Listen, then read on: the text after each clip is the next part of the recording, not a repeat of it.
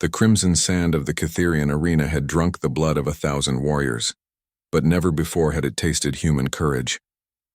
Commander Sarah Chen stood at the arena's entrance, her hands empty, her military uniform replaced by simple cloth garments. The roar of 50,000 alien spectators crashed over her like a tidal wave of hatred and anticipation. "Last chance, human," growled General Vextar, his mandibles clicking with barely contained fury. The insectoid Catherian towered over her, his carapace gleaming with battle scars. "Submit to our demands, and your pathetic species might survive another cycle." Sarah's dark eyes never left his compound gaze. The terms were clear.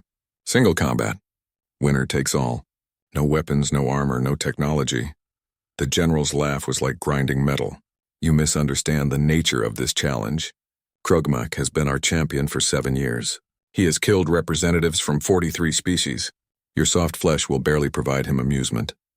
Through the energy barrier that separated the preparation chamber from the arena floor, Sarah could see him. Krogmak, the Bone Crusher. 9 feet of pure muscle and rage, his thick gray hide scarred by countless battles. His forearms ended in claws that had torn through titanium plating. His reputation preceded him across the galaxy.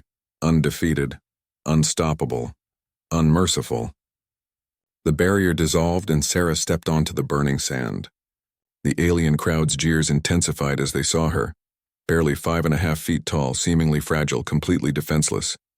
To them, she looked like prey walking willingly into a predator's den. Krogmak studied her with predatory intelligence, his yellow eyes narrowing.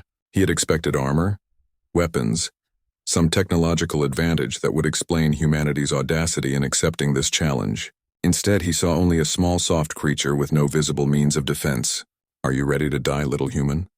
He rumbled, his voice carrying across the arena through embedded translators. Sarah rolled her shoulders, testing her range of motion. "Are you ready to learn why humans conquered a death world?" The signal horn blared, and Krogmak charged with the fury of an avalanche. His massive frame covered the distance between them in seconds. 4 arms spread wide to prevent escape, claws extended for a killing blow. Sarah didn't run. She moved. Years of zero-gravity combat training, augmented by a lifetime of martial arts discipline, compressed into a single flowing motion. As Krogmak's upper arm swept toward her head, she dropped into a slide, sand spraying behind her as she passed between his legs. Her elbow struck the back of his knee with surgical precision, targeting the joint she had studied in the anatomical briefings. Krogmak stumbled but recovered quickly, spinning with surprising grace for his size. His lower arms reached for her, but Sarah was already moving again, using his momentum against him. She grabbed his extended arm and rolled, throwing her full body weight into a lever that sent the champion crashing face first into the arena wall. The crowd fell silent for the first time in the arena's history. Krogmak rose, sand cascading from his hide, his eyes now blazing with genuine anger instead of predatory confidence. He had underestimated this human, but he would not make that mistake again. He came at her more cautiously now, using his reach advantage, forcing her to stay defensive. But Sarah had studied more than just his anatomy. She had studied his previous fights, analyzing 7 years of combat footage. She knew his patterns, his preferred combinations, the slight tells that preceded his most devastating attacks. When he telegraphed his signature move, a 4-armed grab designed to hold his opponent while he delivered a fatal headbutt, Sarah was ready. She ducked under his reaching arms and came up inside his guard, her hands finding the pressure points she had memorized. Her fingers pressed into nerve clusters that existed in most humanoid species, disrupting his coordination. Krogmak's left side went numb, his arms dropping uselessly. But rage overcame confusion, and he swung wildly with his remaining functional arms. Sarah flowed around his attacks like water, each movement economical and precise. She wasn't trying to match his strength. She was redirecting it, using physics and biology against him. A palm strike to his solar plexus robbed him of breath. A knee to his floating ribs cracked bone. Each attack was measured, calculated, designed to systematically dismantle his advantages.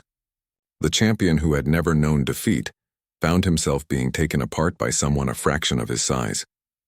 This wasn't the brutal exchange of power he was accustomed to. This was something entirely foreign.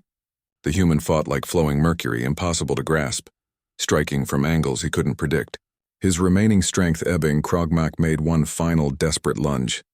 Sarah sidestepped, caught his head between her hands and twisted with a motion that combined leverage, timing, and the devastating efficiency that evolution had bred into humanity's persistence hunters. The crack echoed through the silent arena.